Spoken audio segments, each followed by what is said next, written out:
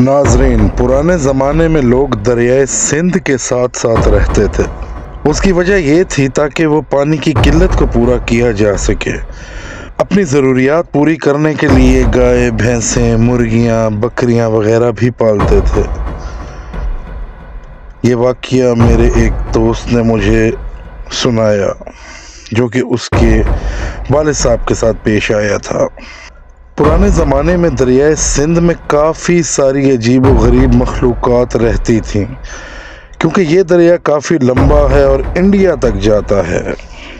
ایسے علاقوں کو ہماری زبان میں بیٹ کا علاقہ کہا جاتا ہے۔ لوگوں کے جانور غائب ہونے لگ گئے تھے۔ لوگ اس وجہ سے بہت پریشان تھے کیونکہ قاتل اپنا کوئی نشان پیچھے نہیں چھوڑتا تھا۔ جب لوگ تنگ آ گئے تو انہوں نے میرے والد صاحب کو بلایا اور کہا کہ اس مصیبت سے ہماری جان چھڑوائیں۔ میرے والد صاحب ایک بہت اچھے شکاری بھی تھے اور ایک کھوجی بھی تھے، لہٰذا انہوں نے ان سے رابطہ کیا۔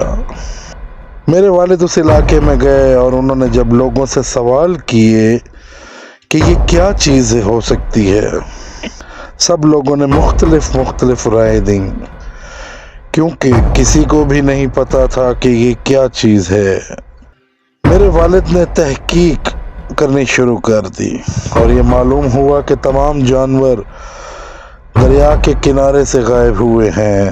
انہوں نے آخری شکار شدہ جانوروں کی جگہ پہ بندے بٹھانے شروع کر دی اور مرغیوں کو چارہ بنایا۔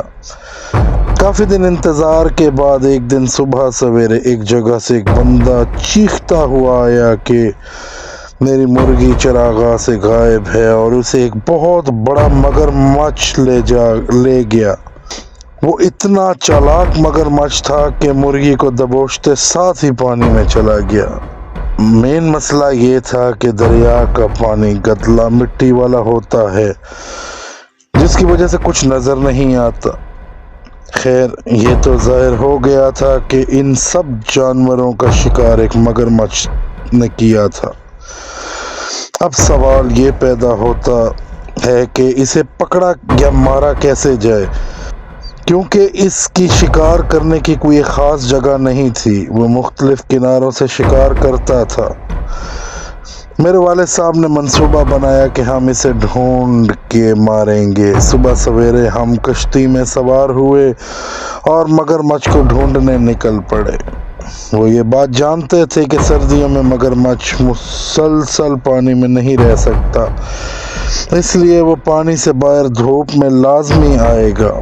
آخرکار 2 دن کی محنت کے بعد پانی میں تقریباً 5 کلومیٹر دور ایک مٹی کا ٹیلہ نظر آیا۔ دوربین سے دیکھنے کے بعد پتہ چلا کہ اس کے اوپر 2 مگرمچھ دھوپ سیک رہے ہیں۔ میرے والد صاحب نے فوراً اپنی رائفل سیدھی کی اور پہلی گولی چلا دی جو اس کے بائیں کندھے پہ لگی، جس سے مگرمچھ تڑپنے لگا۔ دوسرا مگرمچھ وہاں سے بھاگ کر پانی میں چلا گیا۔